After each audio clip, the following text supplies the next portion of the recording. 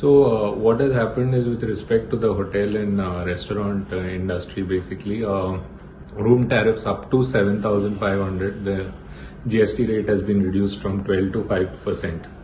Now, this is a very welcome move because it reduces the burden.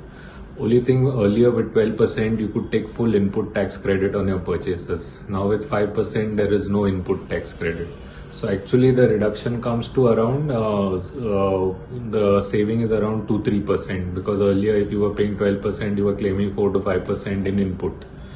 There's also a little ambiguity which has come because of this ruling. It says up to 7,500, you can, your GST is 5% without input.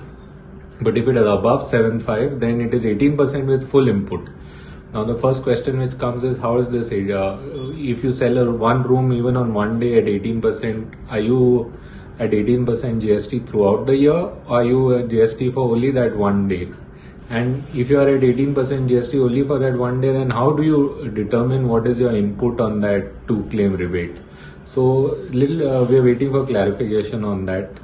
There is some conception also that all F&B services in hotels, regardless of room tariff, would come at 5%.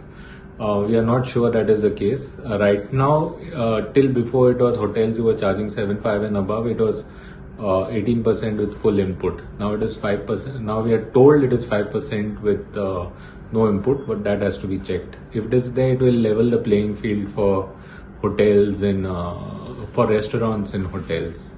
And other than that, I think overall it would also help, because a lot of rates which were at 12-18%, which were earlier input costs for hotels, or even 28%, like air conditioners and other capitalists, come down to 18%. So overall, it's a very, very positive and brave move. We are very happy that the government has announced this, and we thank the Honorable Prime Minister for taking this. Any suggestions you would like to give to the government?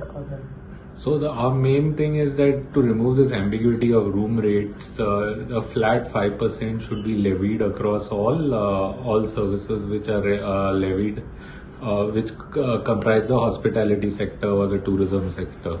This will make us globally competitive on par with other destinations. Also, we have seen that the international market has come down in India, and that is because other destinations have become very, very competitive.